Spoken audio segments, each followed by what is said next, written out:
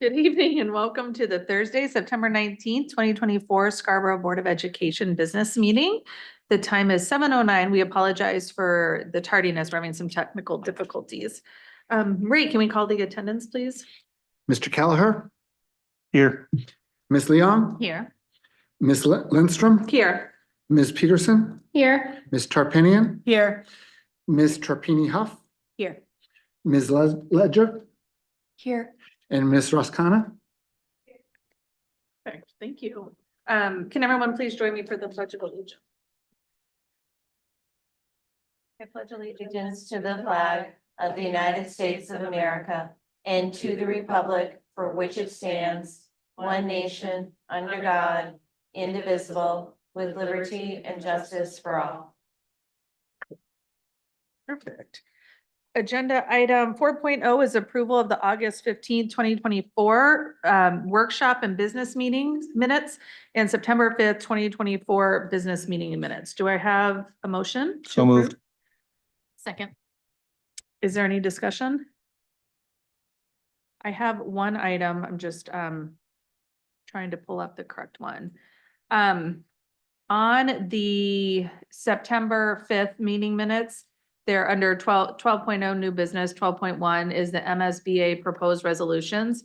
I just, as I was reading through, I think it's important that we just note in there that there was a discussion about the local control amendment proposed deletion, and that we discussed it and we asked for that to be either included back in the that we had a discussion about. I just think it's important we note that conversation happened.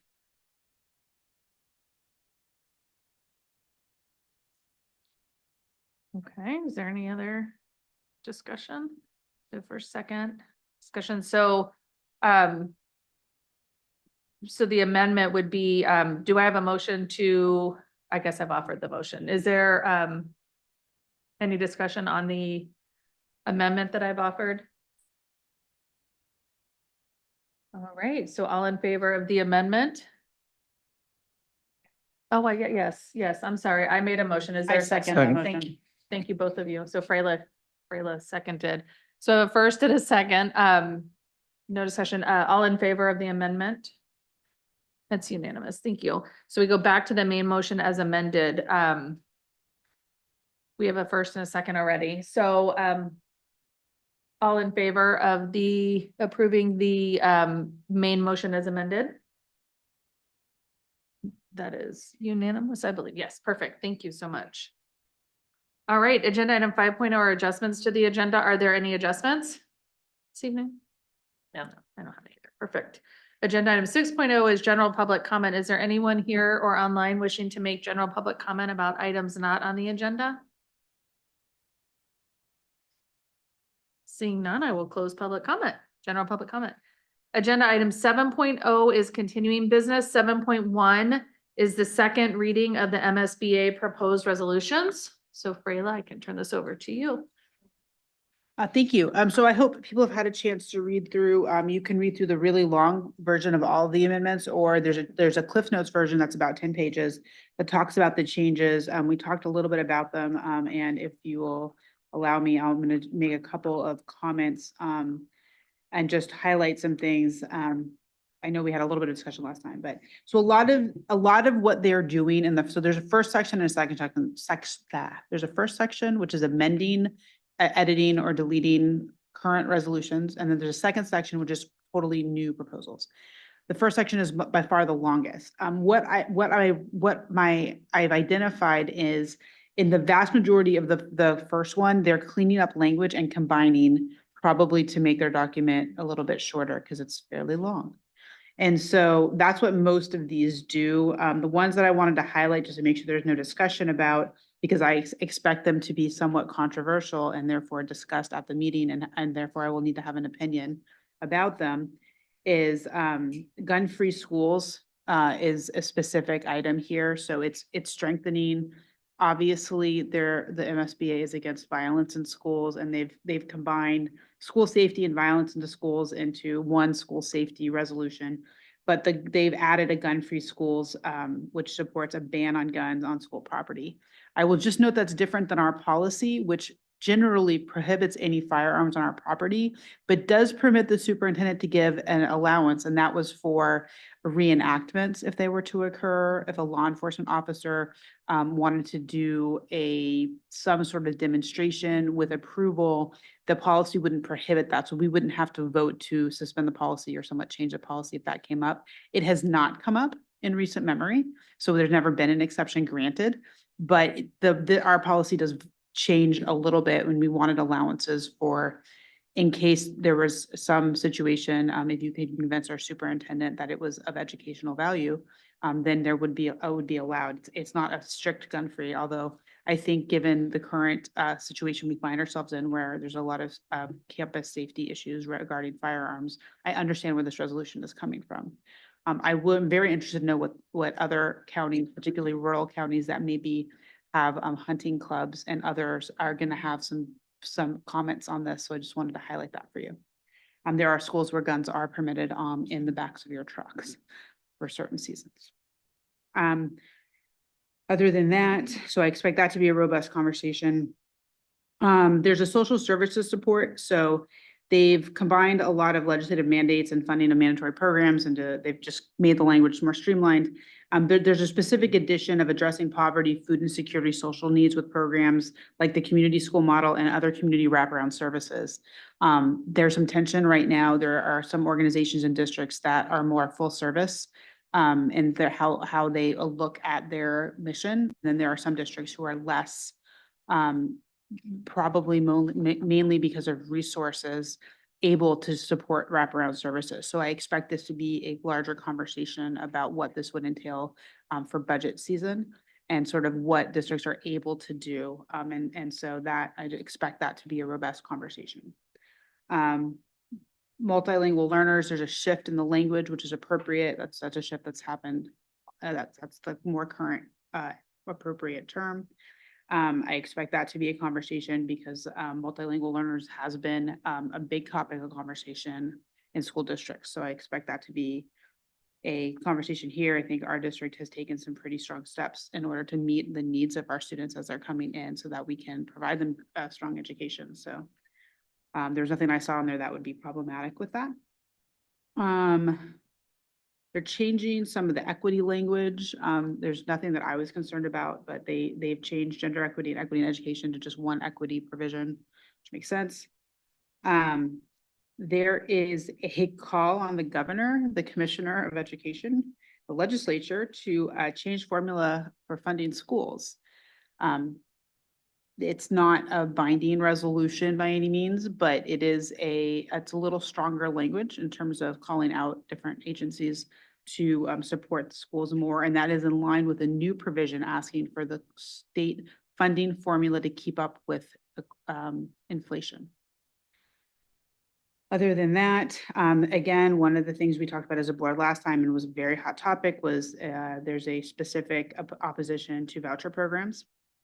And the new resolutions is AI, which is fascinating to me. I'm wondering if that's going to be like not like a non-issue or going to be like a huge topic of conversation. And then again, the school funding formula, which is submitted by Orno, was that they increased the 55% formula to keep pace with inflation. So that is, I apologize for not being more specific last time. I was trying to figure out where our interest was and wanted to make sure I addressed only that. But after our conversation, I wanted to make sure that I am able and to be armed with information so that I can advocate for what you want me to. Thank you so much, Freyla. Is there any comments on the proposed resolutions for Freyla? Any suggestions for her as she moves forward in the next couple weeks?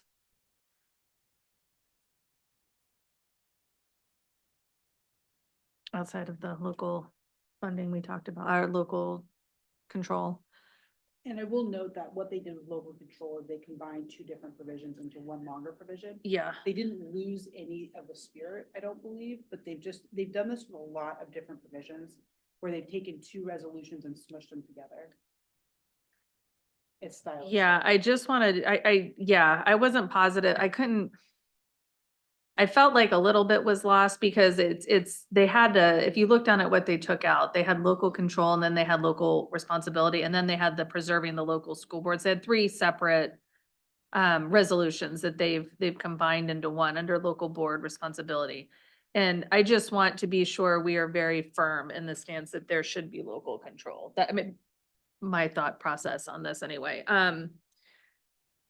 So if it's, I am interested to hear what others think about this, if anybody else feels like, some of the spirit of it has been lost, or if everybody else feels that it's okay as is. I'm curious. Sure. I looked at this after our last conversation. Did Mhm. you have something to say? Because I talk a lot on this topic and I will continue to. I like it because the first part of it is more vague, but when you get down to the second half, it gets really specific. And the two things that I think allayed some of my concerns, which I shared with you, which is sort of we treasure local control here. Mhm. And we want to do that, is that MSBA strongly supports the well-established tradition of local control of education, where the school board directly oversee policy development, curriculum, budget, and facilities management, and works towards the advancement of quality public education. Local decision-making empowers educators to collaborate and innovate, leading to more effective and responsive educational programs. And the MSBA urges legislators and Maine's congressional delegation to oppose laws that may hinder or erode local control. Mhm. So I really thought that language kind of cured, Yeah. that grabbed what I wanted. The beginning of it's really does seem like weaker, but it Yeah. ends on a good note. Yeah. So, Yeah, I will agree with that for sure. I am too interested in the, scroll down to the,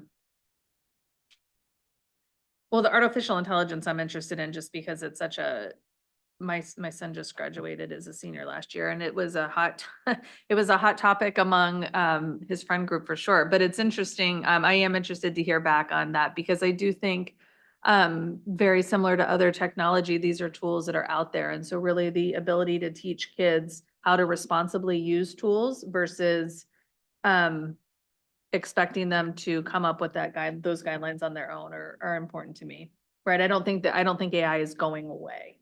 I think it'll be there forever. I mean, people can use it to write letters and write papers and write, reference letters. I mean, it can be used for anything, medical records. It has been shown to be used for multiple things. And so I think, really an appropriate set of guidelines around student use and how to responsibly use AI without, quite frankly, plagiarizing, for lack of a better term, is I'm interested to hear that discussion as well. And I think I mentioned this last week, but I'm also interested in the, school funding, the 55% and the keeping up with inflation. I am Mhm. interested in that, just because I think about, Scarborough, we have this very diverse community, economically diverse community, and those funds allow us to not ask for as much in the way of tax dollars, right? And so keeping up with inflation allows us to continue to lower our ask. So I think for our community, especially those that, really are struggling with the reevaluation and struggling with the capital improvements that they know are coming, like this is something that's at least helpful. That's interesting. my question, and I should consult with Kate about this because she will know the answer. I have all faith. Is sort of the way that the funding is used, I think inherently does, because it's whatever the state calculation is, it's 55%. So if inflation has increased, presumably it incorporates that. But I want to make sure I'm really clear before I say that out loud in front of a group of people who have strong opinions and loud voices. But I think because of how the formula is conceived, it would inherently increase with inflation because the 55% is not 55, it's not a static 55%. It grows as the overall budget of what the state believes should be funded on education grows. And the good news is, at the next finance meeting, Kate is going to be discussing the funding formula and EPS. Gonna be wonderful. Yeah, because I guess what you're really saying, if I hear you correctly, is it's 55% of the ask in that year. Is that right? No, the state creates what they think it costs to educate students. Right. The full budget for all the schools for all the state, what they think it should cost, not what it does cost, what they think it should cost. And then they fund 55% of that.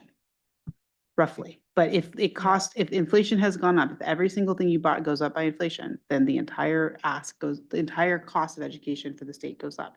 Right, So the 55% would be 55% of what they estimate the cost of education. for that year. For that year, for everybody, and then they apportion, so they allocate that money if they allocate the full amount, and then they apportion that amongst the school districts according to a formula that varies. Right. So you don't get 55% of it covered. 55% of our budget's never gonna be covered. To be very clear. Right, so Kate maybe- doesn't green that in my brain. Yeah, so I wonder if this is almost, and again, it'll be interesting to hear what the discussion is, but I almost wonder if this should be reworded. Tune in on September 30th. To have all of your questions answered. I think I brought this up last time, so I would apologize if this is a repeat, but and it probably short, but 2A, 2K, the gun-free schools. If it does go to conversation, I personally am in very strong support of that, even if it is not in complete congruence with our current policy.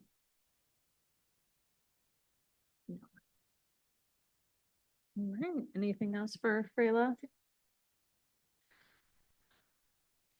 All right, very good, thank you.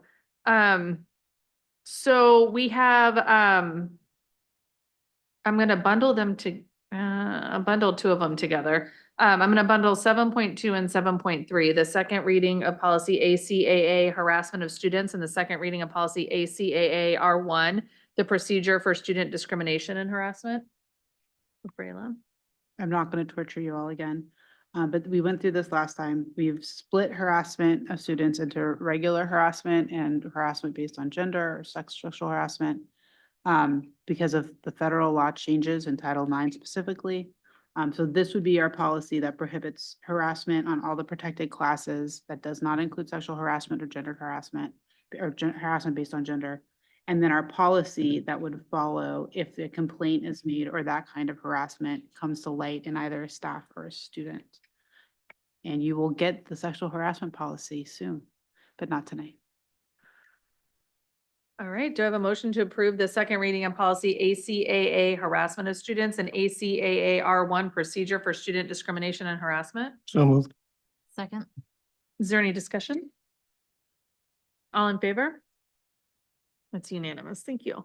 Agenda item 7.4 is the second reading of policy JIE pregnant students.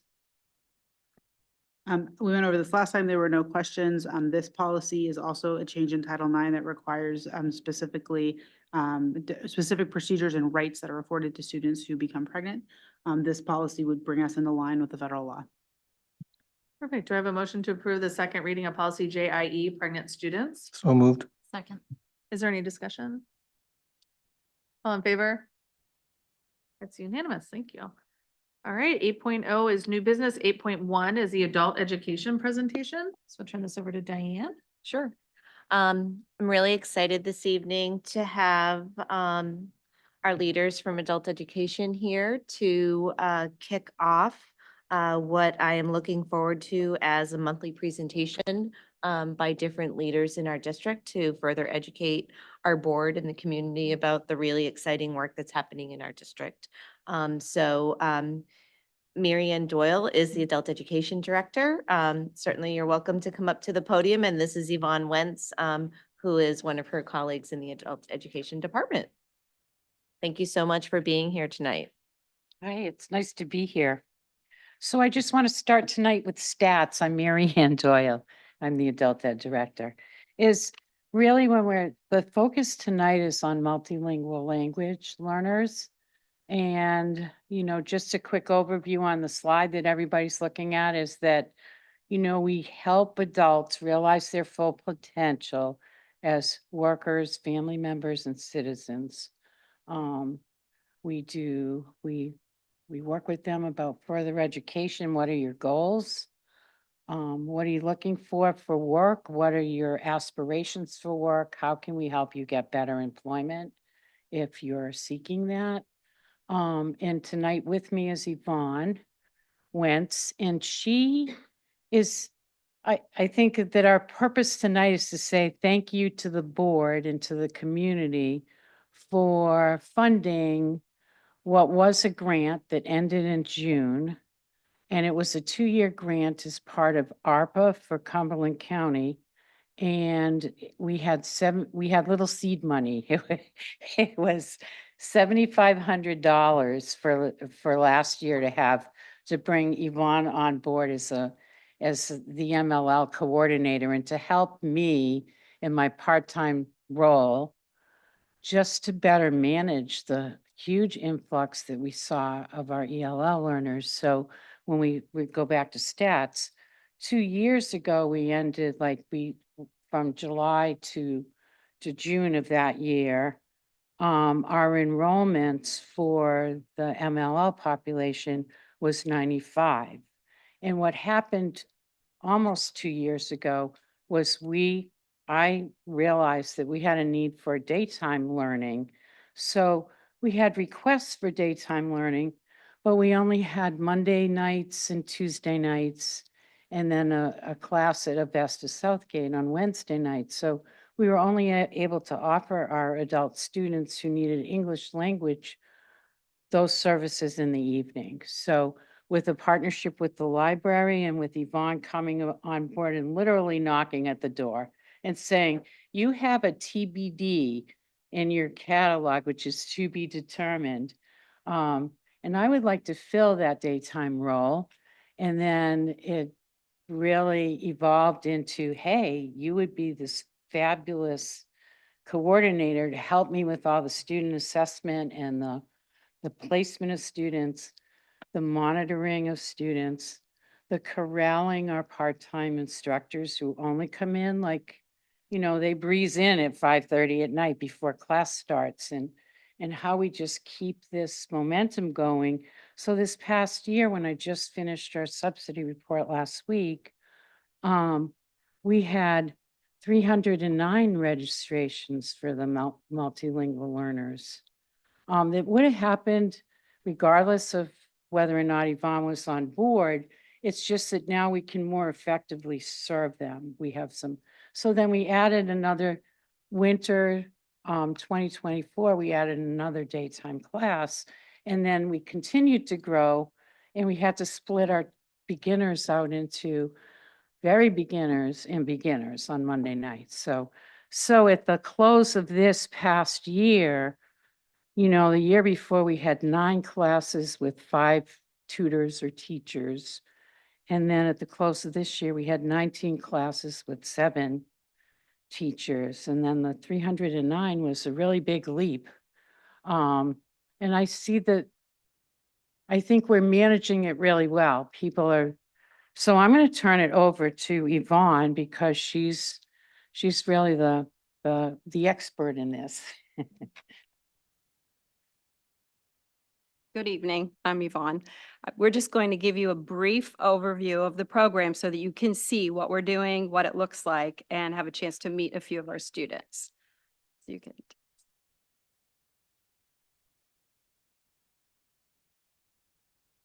So we currently are offering 10 different classes. We start out with just beginner, intermediate, and 1 off-site class, and then we had to expand to basic beginner, middle beginner, intermediate, advanced, and we had to have off-site classes. We started offering 2 online classes to accommodate online learning. We added some teachers. We have 3 volunteers. We have 1 teacher who offers her time as a substitute and a volunteer. And this is a picture of some of our students from the library class, which is one of our off-site classes.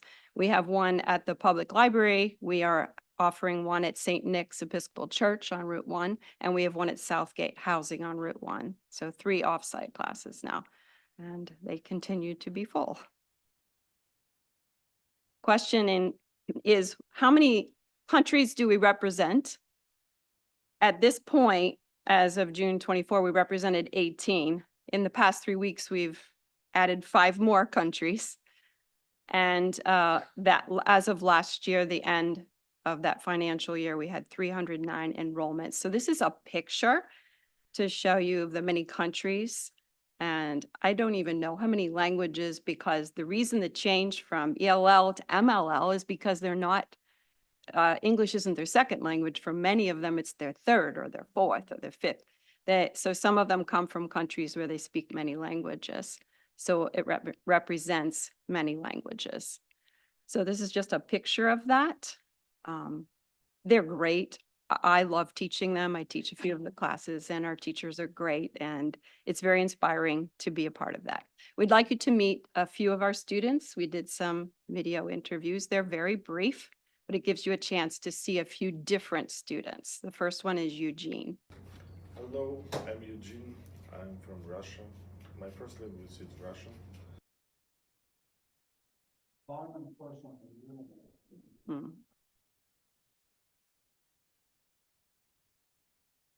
I have been living here for 1.5 years, working at hotel, and my goal is to get an electronic engineering job.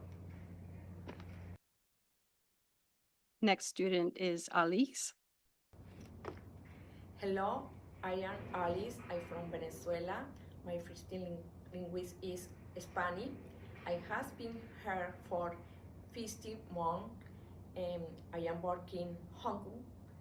My goal is to the communication English and to both become a teacher. Just aside, she does have a doctorate in education from Venezuela. She used to be a preschool teacher. Okay, hello, I'm Destine.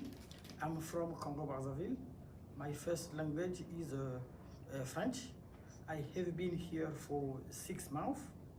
My goal is to be an engineer. Yeah, we just discovered Destine has been enrolled in a training program for welding. Do you have any questions for us? Any questions or comments? Yes, please. I just want to say thank you both so much. I remember the presentations for budget season for adult Mhm. education. Mm. And some of the statistics and those numbers our budget season is, I think you do a lot to add narrative, but it can be dry. But it's so amazing to see the work that Mhm. you're doing for our community members and how important this work is to connect people with the education they need to be successful. And I just am so grateful for your work. Thank you so much. Thank you. Thank you for the support. Yeah. I mean, just knowing that this grant was ending and that, the board was willing to look at growing our program. I mean, we brought on Yvonne, you know, and with the board support for a half-time position, which is really huge for us. And that makes a difference. And I would just like to add that, I think that we need to recognize that perhaps many of the adults in your programs are also parents of mhm. students in our Yes. schools. And so, by helping the adults in the community, we are helping the students in our community as well. Absolutely. One of the main goals is to help my child do his or her homework, Oh, to be able to communicate at my parent-teacher conference. It's a very common goal. this is this has been wonderful to learn more about, because I think to Freyla's point, when we're in budget season, we're focused on numbers and bottom lines, and what we don't always get, or what I don't always get to experience, is the people behind the why. And this is really, really amazing. And so I'm so glad you came, and the work you do is phenomenal. That is a huge leap in number of students, number of classes you're teaching, number of people you're reaching. And to Diane's point, not just the students you have in front of you, but their families and their kids and their spouses and their loved ones that they're now able to more effectively communicate with too. So thank you for all you do. It's really impressive. The other piece that I would add, because again, I could just go on about this, in case you haven't noticed, but what I've really loved is every time I talk with, Mary Ann or Yvonne, I just, that picture grows exponentially, and to hear the stories of, she's got an appointment and they're assessing, they're doing intake on a new student, and lo and behold, they go to meet the student, and, that adult has brought a family member, a neighbor, another friend. And so, I think that is a testament to the value of the work that's, that gets across through word of mouth, right? Yeah. Through their community. you might enjoy this detail because we teach offsite at the public library and the library is the hub of the community. It's very common, in fact, it happened this week, that people show up.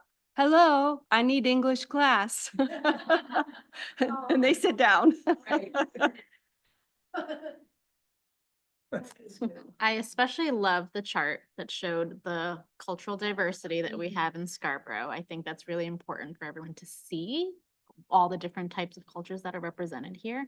And I think you're gonna see it a lot in the schools, as we've seen also. So I feel like just having that as a visual is so important to just show the world, show this whole entire state even. And I wanted to add that a year and a half ago was when we said, no, you really need to be a resident of Scarborough. We couldn't have people sort of, oh, I can't get into class in Portland, so I'm going to knock on neighboring doors. So these are, when I talk about the amount of enrollments that we have, it's from folks that live right here. in It's Mount all Vernon. Scarborough. We've had to limit it because we can't handle the volume if we don't.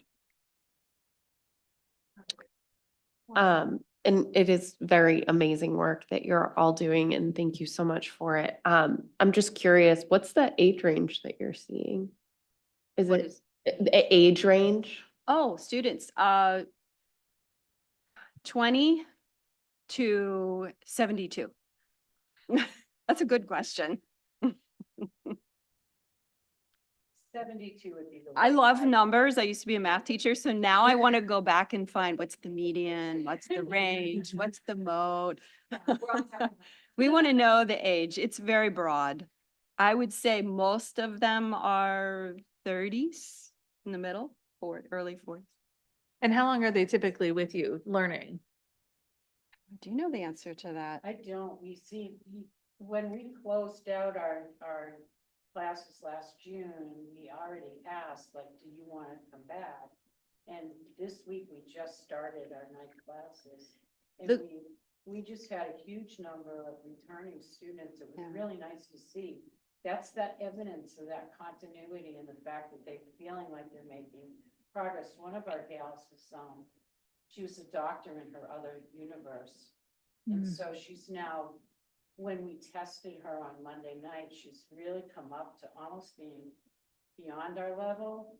But then I think we're gonna test her in her conversation because I think that's where she needs the support. And she's passed one of 3 professional exams towards becoming that doctor. And that's a lot of work on that part. Yeah. Very hard. The goal is to exit the program at a certain score. So we do consistent testing after so many hours of instruction. So when they reach that score, they can exit the program. So in the meantime, it's a matter of if the goal is to get a job or to enroll in college, they will exit the program once they've achieved the goal. So it's very fluid, Gotcha. student to student. So I think it's kind of difficult to say Yeah. how long they're in the program. Learn as much English as you can, as fast as you can, become proficient as fast as you can, get a job as fast as you can, and move up the ladder. And is there a place after your program where, the development of the English language moves directly to? Is there another program in the area that, you get them to proficient and then they progress on? Or are people really leaving with as much English knowledge as they need in order to reach those goals they've identified for themselves? I would say that usually once they reach that level and they're engaged in or enrolled in college or a career, they've reached where they need to be. So I would guess they might hop in to say hello, but they're getting involved in community events. So they're going to sign up for enrichment courses, or they might get involved at the library. And there's a conversational French class at the library. So the ones who have French as a first language, we have a few of them getting involved in that. So they're helping the English speakers who are working on French. So there are different ways for them to get involved with, so I would say community involvement. Would you agree with that? That's the next step. Hmm. I love that they're giving back, right? Like that's Mm. really, it's like coming full circle. That's really inspiring. I love it. Double sharing a little bit of where they came from. Yeah. Mm-hmm. Wow. Thank you so very much to both of you for all you do, and thank you for joining us tonight. We really appreciate you being here. Thank you for your Thank time. you.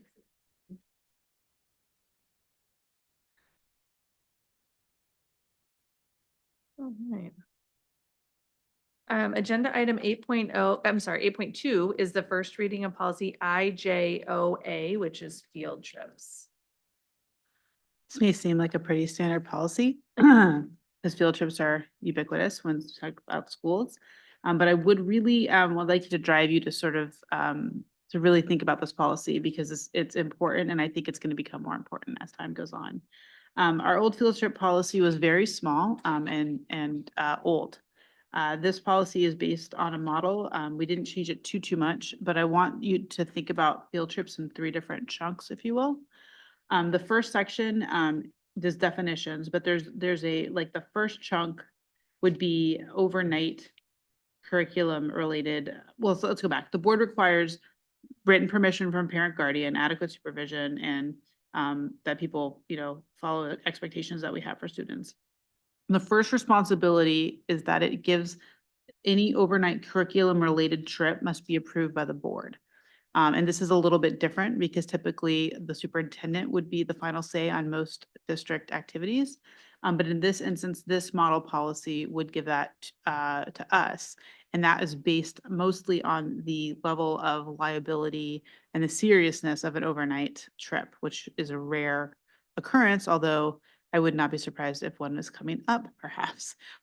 So it might be something that we would be thinking about sooner rather than later. So that's one place I would like to direct your attention.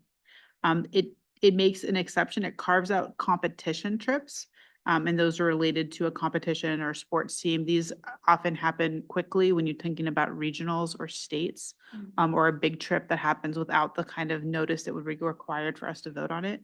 And that does allow the superintendent to give permission for that because that approval is going to have to be fast. There's another category of other school-sponsored trips, and these are defined as schools that are organized or conducted by employees of the school. They're related to the curriculum. It's a voluntary, no extra credit or participation, but for those, it requires a number of things for the organizers to do. It's labeled A through M in, and it goes through in very great detail what a person would need to do in order to get that kind of a trip approved. Finally, there's non-school sponsored travel. And so this clearly, for the first time, carves out what travel would be considered kind of school adjacent is how I think of it. We hear from a number of groups that take trips overseas, and others that have school employees going along and parents are chaperones and it's mostly students.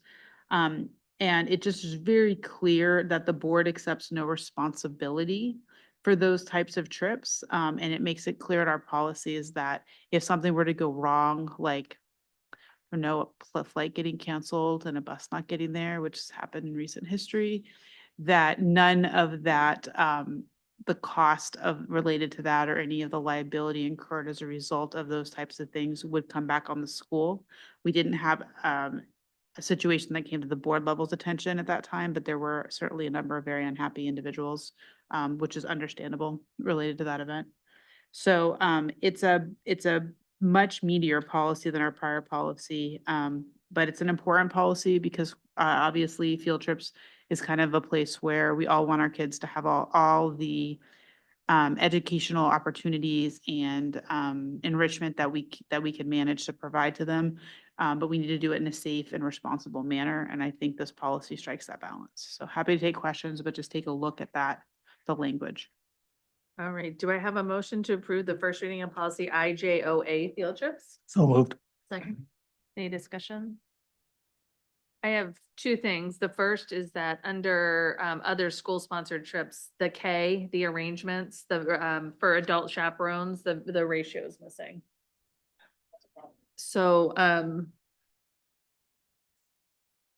I think we're supposed to hear, right, I think for second reading, we just need to make sure that number, the ratio number is in there.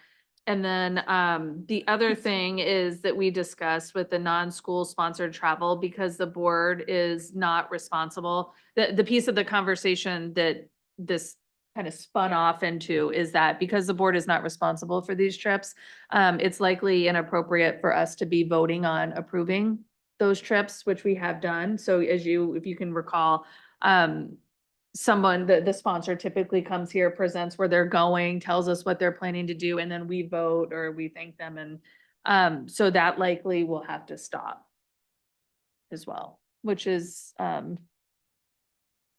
somewhat sad, but then it really aligns with what we're saying here, right? Like it's putting us in alignment with what we're practicing what we're saying we're going to practice. One last piece to follow up on the ratio missing at the top of that same page, still under the other school sponsored trips, it looks like a distance of blank miles is also there, still blank. If that was still up for discussion as well while we were planning to discuss ratios. I'm sorry, where are you at? Top of page 2. It looks like. Oh, no, that's the sample. You're looking at the sample. Yep. We are looking at the draft. Never mind. No, it's hard because often we're looking at 3 of them side by side. Yeah. Yeah. Sorry, the sample is. That's a great thing to have found. Yeah, so the sample is what we use. The sample comes from our attorney on retainer, and so we use that as we are drafting our specific Scarborough policy. All right.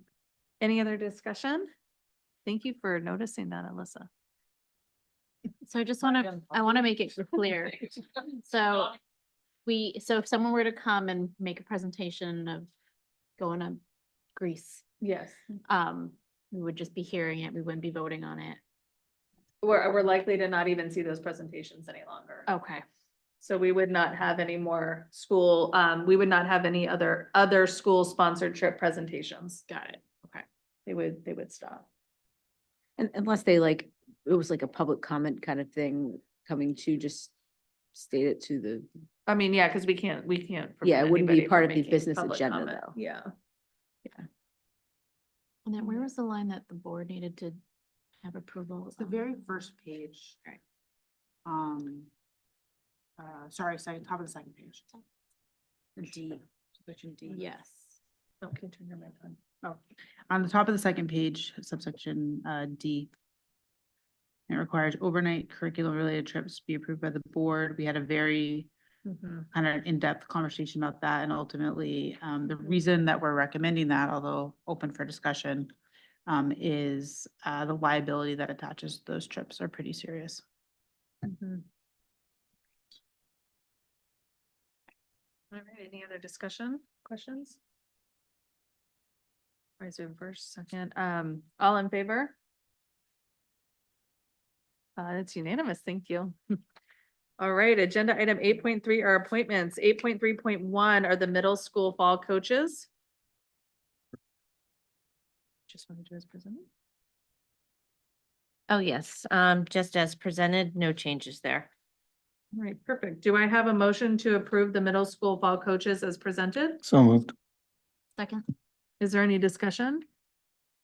All in favor? It's unanimous, thank you.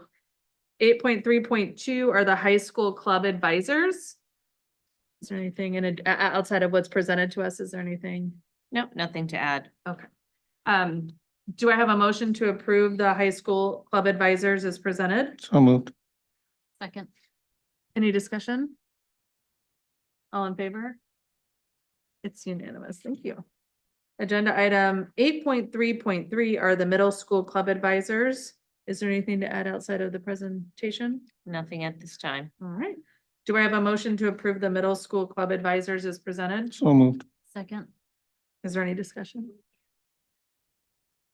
All in favor? It's unanimous. Thank you. Agenda item 8.3.4 are the Wentworth School Club advisors. Nothing extra here? That's the complete list. All right. Do I have a motion to approve the Wentworth School Club advisors as presented? So moved. Second. Any discussion? All in favor? Perfect, thank you. And lastly, 8.3.5 is the Jim Dandy staff. Anything outside of what's presented? Nothing to add. All right. Do I have a motion to approve the Jim Dandy staff as presented? So moved. Second. Any discussion? All in favor? That's unanimous. Thank you. Agenda item 9.0 is adjournment. Without any objection, we will adjourn at 7:54 PM. All right, thank you. Have a good evening.